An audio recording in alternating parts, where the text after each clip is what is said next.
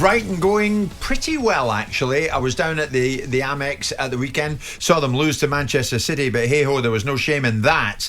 But under Graham Potter, they seem to be going very well. 5th place at the moment. I spoke to Pascal Gross earlier on this morning, and I said to him, so, 5th? It's going well. How come? I think, kept improving what we did last year already. The biggest difference, obviously, are the results. I think the way we played even last year was really good. We weren't able to produce the results I think we deserved. That's the main difference beginning of the season. I think we produced some really good results, and then you can be high on the table. Yeah, I mean, I'm just thinking, Pascal, is this the season we will see what Brighton are really made of? I'm not sure. We want to improve every year. Obviously, we want to be better than last year. In the table, we want to go to 40 points as quick as we can, like always, and then try to get more points. But I think the club is improving every year. The club's getting better. We want to make a next step. We will see how big the step is, but we want to make the next step. A very big step would be top 6 finish, Pascal. Is there any way you can achieve that? I wouldn't say that. That would be not the right way. We have to know where we come from. We still was fighting for relegation at some point last year until the end. So you have to be know where you come from. That's what I said. Get to 40 points. Try to keep the performance high. Try to get results and then just try to get as many as you can, obviously. But at the moment, I would say every game is so tough in the Prem. I would say no. Listen, we all are impressed by this man, Graham Potter. You play for him. What's he like? Yeah, I think you can see that from outside. He's very clear. We know we always get a really, really good game plan. We know what we have to do. We know where we want to attack, how we want to defend.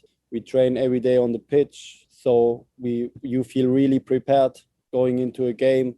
I only can speak for me, but I know exactly what he wants me to do. And that makes football sometimes easier. And outside of the pitch, also, I think a very good, very nice human being who always have like open ear, we say in Germany, you can go to and talk to about whatever.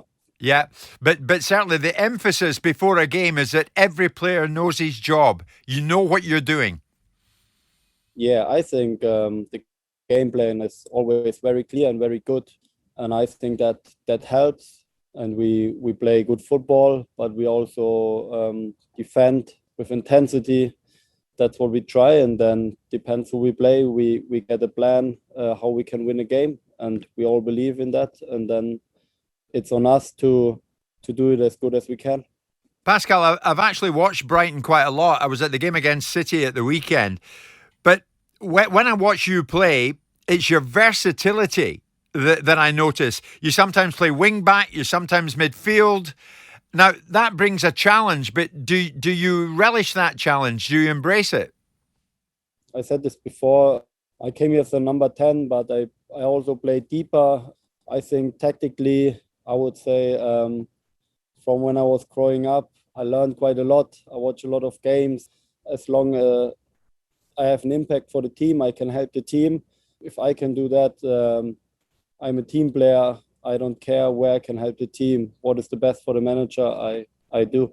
So here we go. It's Liverpool this weekend in the Premier League. I mean, last time there, you guys had an outstanding 1-0 win in February. So, I mean, do you think of that going into this one? It helps. If you wonder, it obviously helps. We know the circumstances are a little bit different, but good memories always help. Yeah, but you and I know, Pascal, you're getting into a packed Anfield this time. I mean, those spectators at Anfield, they are a 12th, 13th, 14th man. They're anything they want to be, aren't they? Yeah, that's what I meant. Circumstances are totally different. We know that it's harder to play Anfield when it's a full house than an empty stadium. So it will be tougher, will be harder. It's important we prepare for that, get ready to fight, and it will be a battle, and we're ready. You say you're ready. Manchester United thought they were ready last weekend, Pascal, and we saw what happened. What can you do against Liverpool? What have you got?